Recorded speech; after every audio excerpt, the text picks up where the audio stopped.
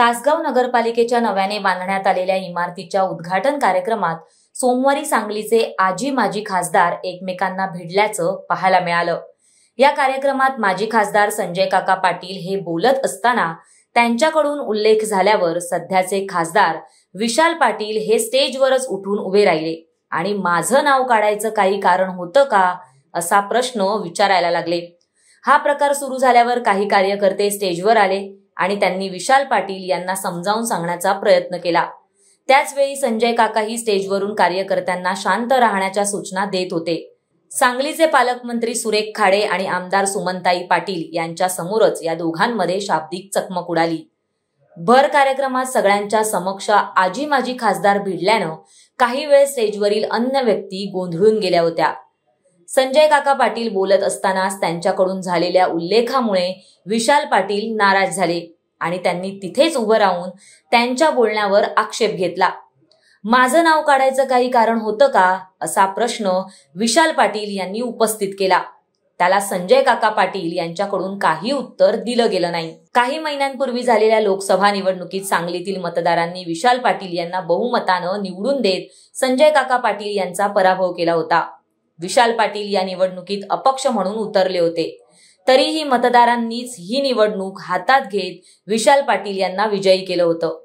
तेव्हापासूनच संजय काका पाटील आणि विशाल पाटील यांच्यातील अंतर आणखी वाढल्याचं पाहायला मिळालंय। सोमवारी नगरपालिकेच्या नव्या इमारतीच्या उद्घाटनासाठी हे दोघंही एकत्र येणार असल्याचं समजल्यानंतरच राजकीय वर्तुळात अनेकांच्या भुवया उंचावल्या होत्या। त्यानंतर भर सभेत दोघांमध्ये शाब्दिक चकमक उडाल्याचं पाहायला मिळालं। काही कार्यकर्त्यांनी मध्यस्थी करून दोघांनाही शांत करण्याचा प्रयत्न केला। अखेर कार्यकर्त्यांच्या सांगण्यावरून विशाल पाटील स्टेजवर त्यांच्या आसनावर बसले।